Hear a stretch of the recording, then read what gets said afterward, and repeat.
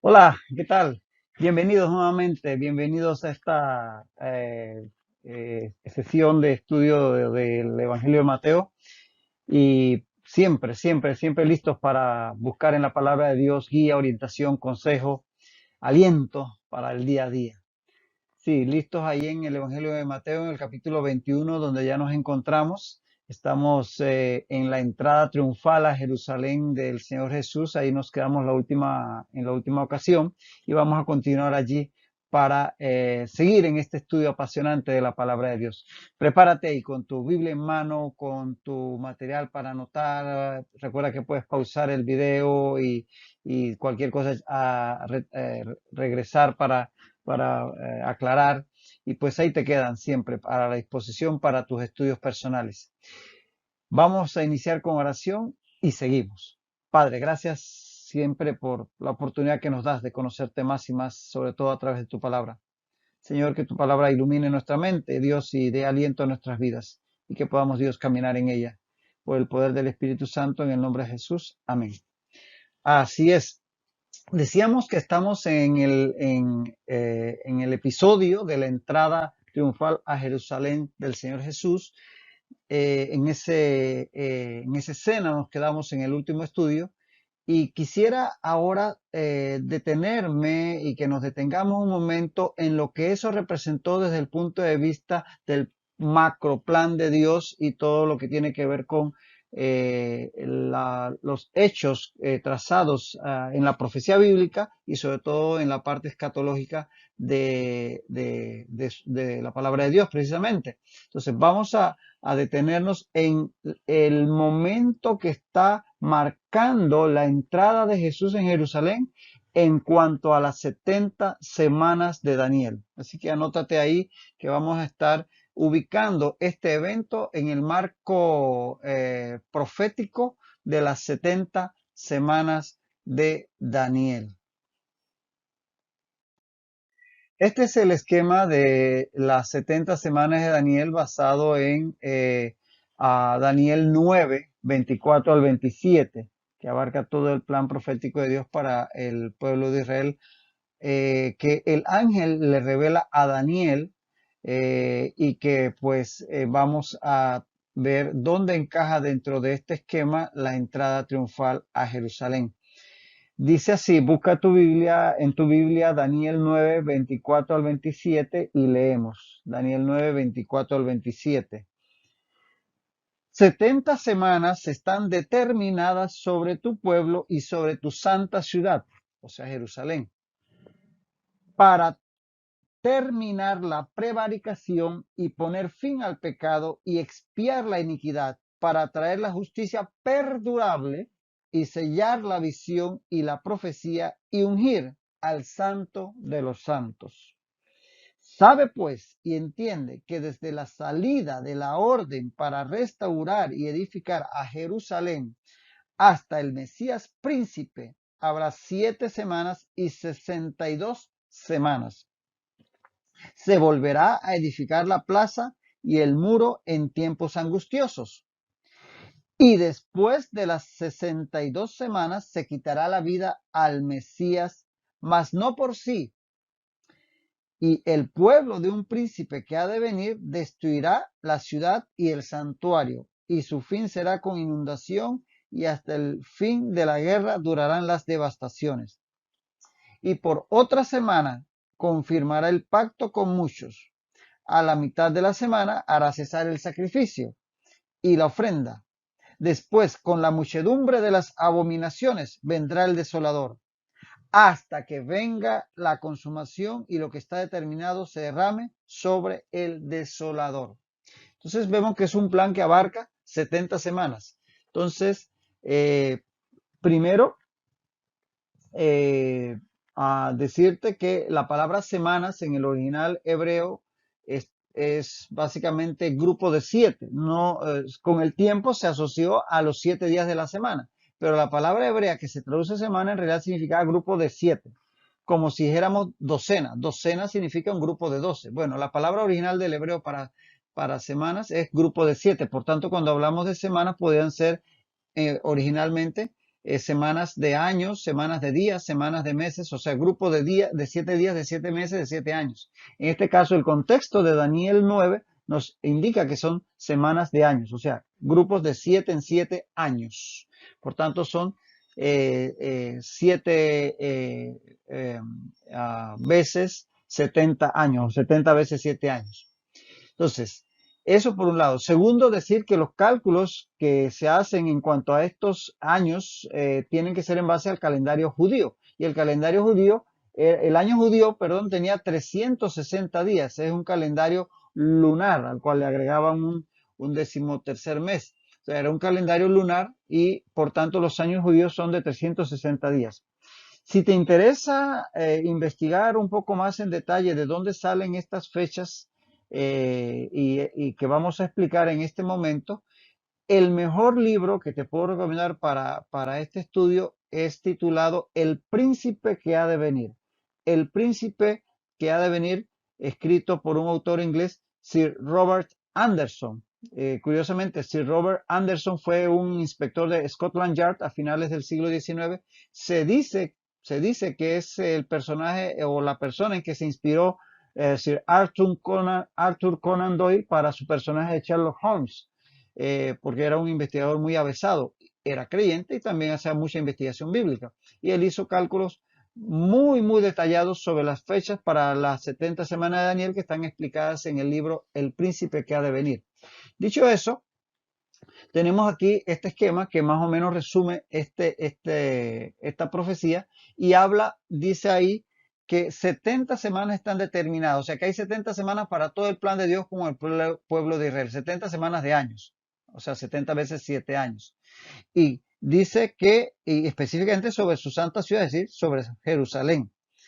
Dice que desde la salida de la orden para restaurar y edificar a Jerusalén hasta el Mesías príncipe habrá 7 semanas y 62 semanas. O sea, la orden para restaurar los muros y la ciudad que fue dada a Nehemías, eso está en Nehemías 2, 1 al 8, fue dada por Artajerjes, el rey de Persia, en el año 445 y es datada alrededor del 5 de marzo según las fechas que se calculan con el calendario de la época.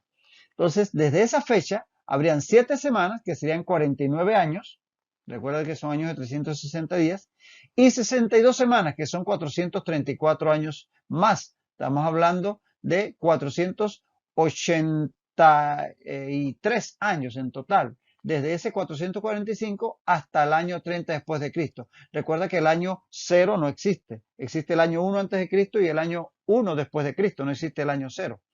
Ahora, recordemos también, y eso lo hemos explicado en más de una ocasión, que Jesucristo probablemente, sabiendo la fecha de la muerte de rey Herodes, que está bastante detallada en varios historiadores bíblicos como Josefo, ocurrió alrededor del año 4 antes de Cristo. Por eso se estima que Jesucristo nació alrededor del año 4 o antes de Cristo, y que la fecha del nacimiento de Cristo fue un error que ocurrió allá por la Edad Media cuando a un tal Dionisio el Papa le encargó establecer esa fecha para poner el calendario al día en base al nacimiento de Jesús y se cometió un error ahí de algunos años en cuanto a la fecha de nacimiento. Por eso sabemos que Jesucristo nació probablemente alrededor del año 4 antes de Cristo. Y no olvidemos que el año 0 no existe.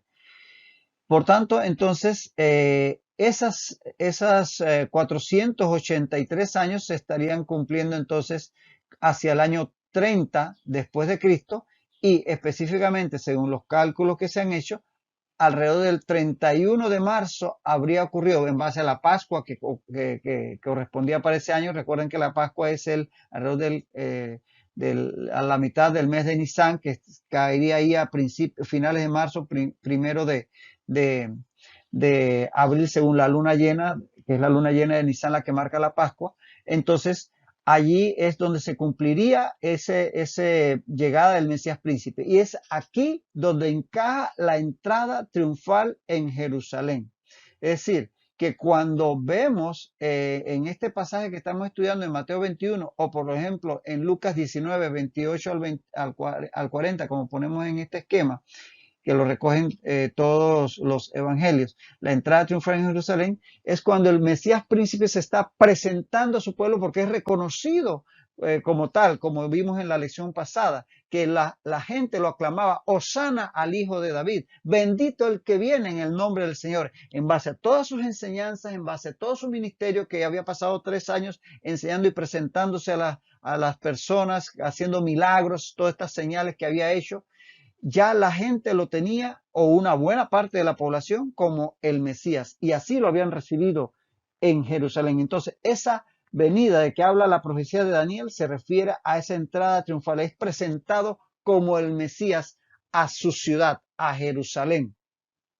Pero dice ahí a continuación, porque sabemos que mucho del pueblo lo estaba aceptando, pero las autoridades, que eran la cabeza de la nación, tanto las autoridades religiosas como las autoridades civiles, le rechazarían y por tanto, a nombre de la nación, lo iban a rechazar.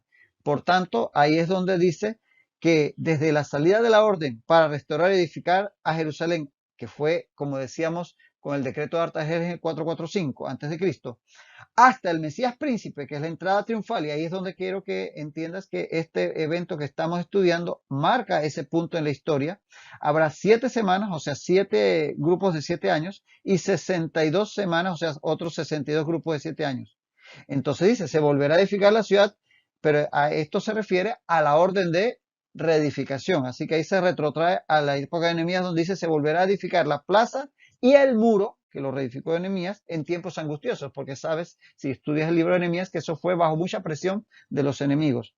Y dice el 26, y después de las 62 semanas, este grupo de aquí de 62 semanas, cuando se presenta el Mesías a su pueblo y que estábamos diciendo que se cumple con la entrada triunfal a Jerusalén, y después de las 62 semanas se quitará la vida al Mesías, más no por sí, porque va a ser crucificado no por no él mismo, sino que va a ser quitado por sus enemigos, que lo van a poner en manos de los romanos, que lo van a crucificar. Ahí va a ser quitada la vida al Mesías, va a ser rechazada la presentación del reino a Israel por parte de la nación, representada, como decían, en sus autoridades civiles y religiosas, y el Mesías va a morir. Entonces, dice, se quitará la vida al Mesías, mas no por sí. Y el pueblo de un príncipe que ha de venir destruirá la ciudad y el santuario. Y ese príncipe, en ese momento histórico, es el general Tito,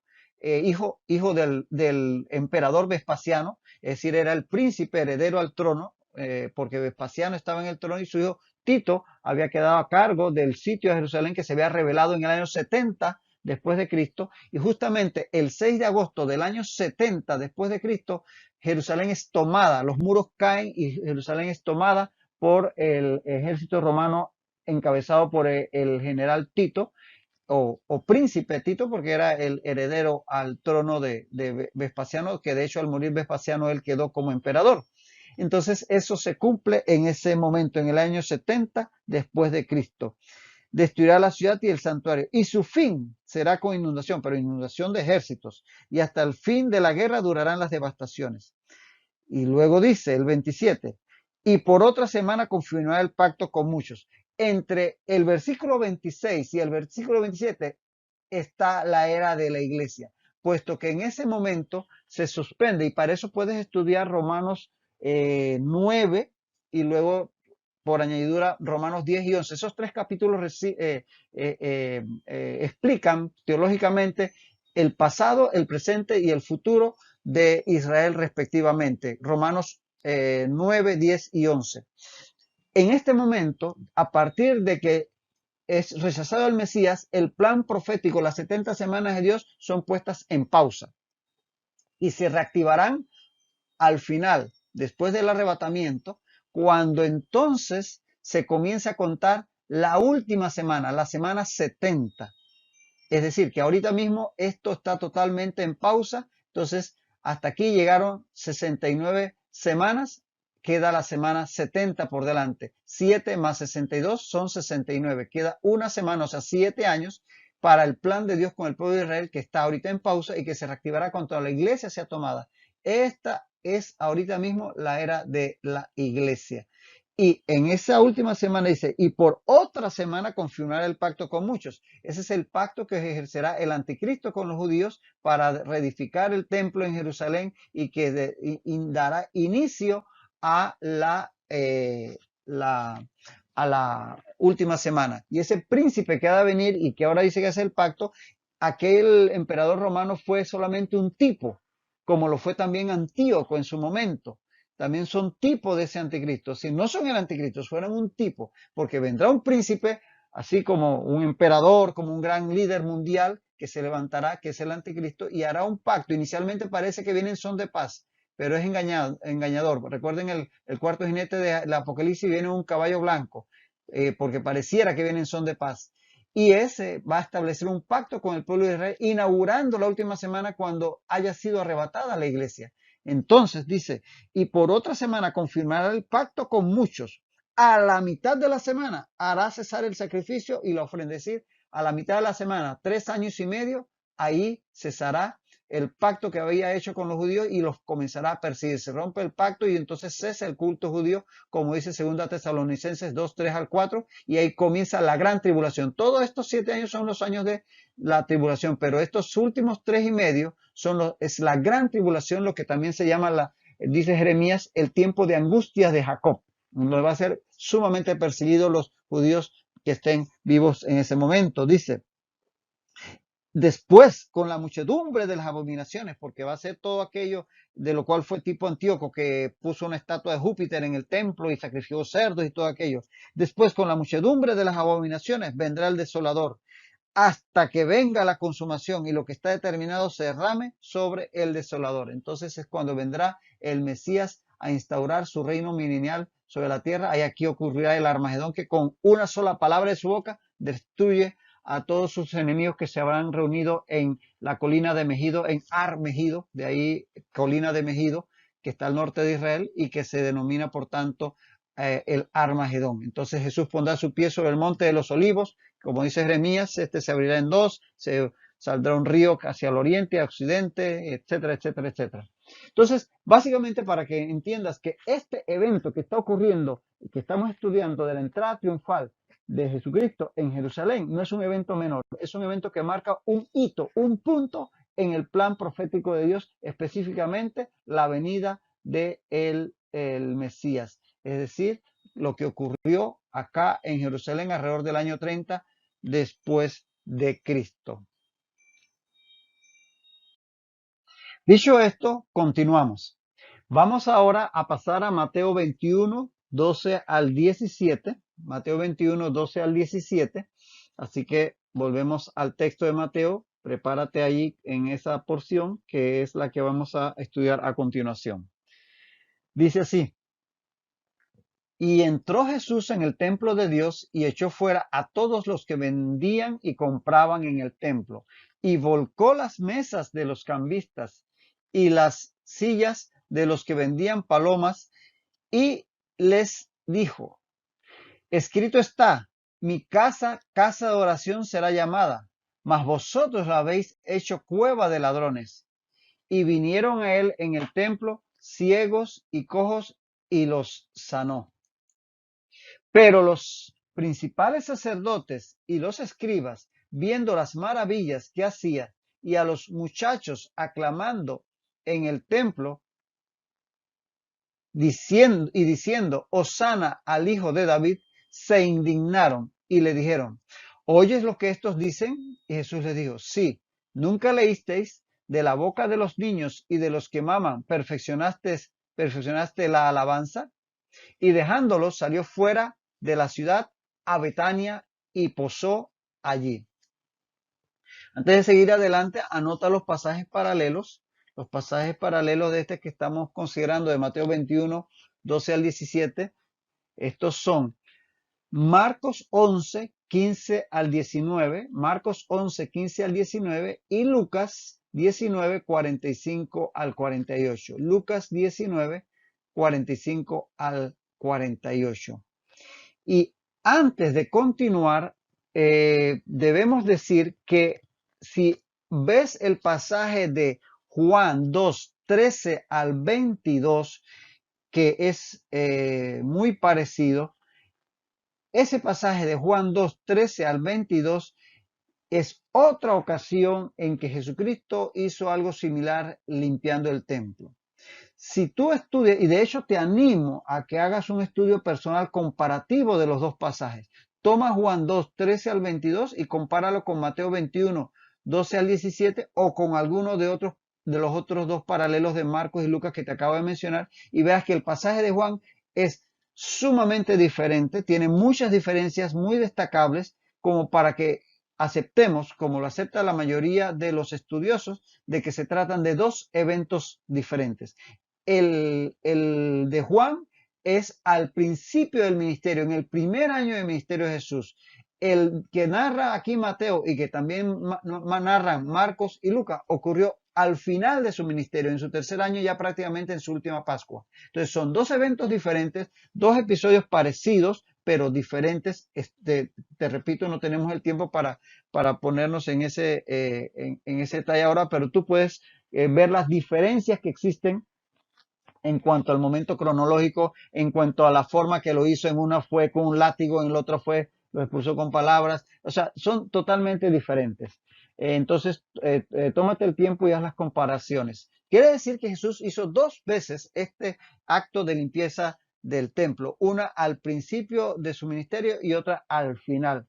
Y es también interesante destacar en ese sentido cómo el ser humano recurre en actos que desagradan a Dios, porque ya en la primera ocasión, al principio del ministerio, como te explico, está en Juan capítulo 2, vemos a Jesús diciendo, esto no debe estar aquí.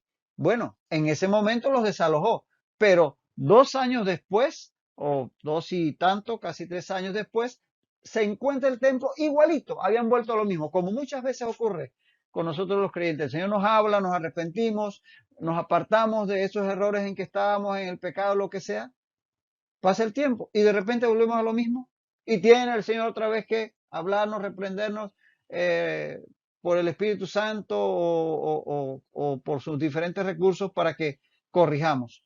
Entonces, definitivamente que el ser humano tiene esa tendencia y nosotros los creyentes no nos excluimos de eso, así que estamos advertidos para no recaer en los mismos errores. Dicho esto, vamos al texto. Dice que entró Jesús en el templo de Dios y echó fuera a todos los que vendían y compraban en el templo y volcó las mesas de los cambistas y las sillas de los que vendían palomas. Vamos por parte. Ya hemos dicho en varias ocasiones a lo largo de este estudio que Mateo no se enfoca tanto en la cronología, sino en los eventos. O sea que Mateo es más temático que cronológico, versus, por ejemplo, Marcos. Entonces, incluso Lucas. Entonces, y Juan sí, Juan es totalmente temático total. Pero en ese sentido, Mateo no se enfoca tanto en poner un cronograma de esto ocurrió aquí, después al día siguiente el otro, sino que va presentando los eventos y a veces los rearregla para que destaquen más diferentes temas. Entonces, al ser más temático que cronológico, no hace tanta distinción en cuanto al día de la entrada en Jerusalén y el día de la limpieza del templo. Pero si nos vamos a Marcos, por ejemplo, Marcos 11, entendemos que Jesús, después, cuando hizo su entrada triunfal y después de hacer un paneo, una observación general de lo que ocurrió en el templo, ya siendo probablemente ya un poco tarde, se retiró y pasó la noche, que sería la noche del domingo, que ya hablamos de la cronología de los eventos, que por cierto se establece en base al día en que ocurre la resurrección, que está bien establecido que fue el primer día de la semana, que ocurrió un domingo. Recuerda que en aquella época el primer día de la semana era domingo. Entonces, haciendo el conteo hacia atrás, es que hemos establecido que ocurrió la entrada triunfal que fue en domingo y todos los demás eventos que ya explicamos la vez pasada. Bueno, según Marcos 11:11, esta entrada triunfal ocurre el domingo y por tanto esta limpieza del templo va a ocurrir el lunes. Mira Marcos 11:11. Dice así. Entró Jesús en Jerusalén, Marcos 11:11, y en el templo, ¿ves? Entró en Jesús en Jerusalén y el templo, eso está hablando el domingo. Y habiendo mirado alrededor todas las cosas, como ya anochecía, se fue a Betania con los 12. Entonces, Marcos, que es un poco más detallista en cuanto al tiempo, dice que al entrar a Jerusalén, sencillamente miró cómo estaba todo y se retiró a Betania porque ya era de noche. Y al día siguiente es que va a ocurrir la limpieza del templo. Y entonces aquí Mateo sencillamente se enfocó en los eventos y no tanto en la cronología. Por tanto, la purificación del templo ocurriría el día siguiente, o sea, el día lunes. Y eso lo refuerza la narración precisamente de Marcos, porque si nos vamos a Marcos 11:12 dice, al día siguiente, entonces ya sería lunes, cuando salieron de Betania, o sea, que iban hacia Jerusalén. Entonces, ahí viene el episodio de la higuera que vamos a ver posteriormente, pero entonces dice Marcos en el 15, vinieron pues a Jerusalén. Entonces, Marcos explica más claramente que lo de la limpieza del templo va a ocurrir al día siguiente de la entrada triunfal, o sea, el día lunes. Esa es la cronología más correcta. Y lo de Mateo sencillamente es que se enfoca en los eventos y no tanto en la cronología. Ahora, para esto de la limpieza del templo, quisiera que nos detengamos un momentito para entender la estructura del templo de Jerusalén. Bueno, en ese tiempo era llamado templo de Herodes.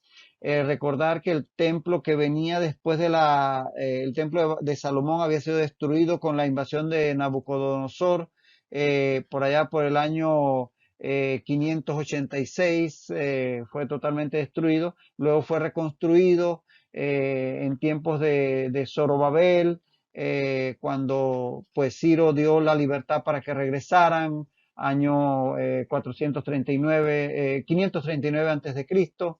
Entonces se reconstruye el templo y se le llama Templo de Zorobabel, y ese templo es remodelado por Herodes el Grande, el rey idumeo que los romanos pusieron sobre Judea. Entonces Herodes lo había reconstruido. A partir del año 19 a.C. comenzaron las obras de reconstrucción. Dicen en un momento los judíos a Jesús que ese templo demoró 46 años en ser reconstruido. Había empezado en el año 19 a.C., así que llevaba más de casi 50 años desde que había comenzado la reconstrucción, cuando Jesús recibe esta interpelación de los judíos.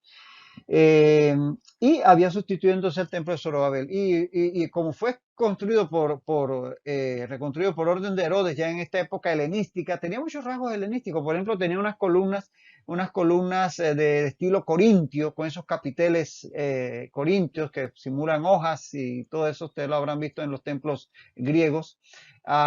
Y decir que todo el recinto en general, todo el recinto era llamado hierón. Hierón, todo el recinto, todo. Pero el santuario mismo, que es lo que nosotros llamaríamos templo, el santuario mismo era llamada naos. Así que cuando se dice que entró en el templo, puede haber sido que entró en los atrios, no en el propio santuario, donde solamente podían entrar los sacerdotes. Por eso cuando hablamos, por ejemplo, de la ofrenda a la viuda no ocurrió dentro del templo, dentro del edificio del santuario. Ocurre acá en el atrio de las mujeres. La viuda nunca podía entrar ni siquiera al atrio de los varones, el atrio de Israel. O cuando el fariseo y el publicano en la parábola no estaban dentro del edificio del templo, estaban en los atrios, probablemente en el atrio de Israel. Entonces, saber qué es importante para entender. Por ejemplo, había toda una pared que cercaba el recinto. Esa pared se le llamaba Sorek. Sorek era la pared que cercaba el recinto, tenía 13 puertas. Y entonces venía este espacio que era el llamado atrio de los gentiles. Este era el atrio de los gentiles. ¿Por qué atrio de los gentiles? Porque aquí podía entrar cualquiera. Cualquier gentil, obviamente cualquier judío. Aquí podían entrar las personas con discapacidades como los ciegos, como los cojos, podían llegar aquí y se consideraba que estaban en el templo, porque apenas entrabas por esta puerta, estas puertas que habían en el Sorek, en la pared esta, ya estabas en el templo, ya esto era recinto sagrado. Luego venía otra pared que era una pared que dividía el atrio de los gentiles del atrio de las mujeres. Y había una puerta principal para entrar a este atrio de las mujeres que era llamada Puerta La Hermosa. Puerta La Hermosa. Y ahí es donde va a ocurrir la sanidad del cojo. Es decir, que de esta puerta no podían pasar los gentiles. De hecho, había en la pared una placa que decía que el que atravesara esta puerta era responsable de su propia vida. ¿Qué quería decir eso? Que el gentil que se atrevía a pasar esto podía morir. y luego venía el atrio de las mujeres, donde podían entrar las mujeres judías, y luego venía el atrio de los de Israel, donde podían entrar los varones judíos que estaba acá. Y entonces estaba el atrio de los sacerdotes, que era donde estaba el altar del incienso y el lavacro. Vamos a detenernos aquí para terminar de explicar esto en la próxima ocasión, porque el tiempo no da para más, pero no te pierdas la línea, que vamos a seguir en ella. Hasta entonces, que el Señor te bendiga.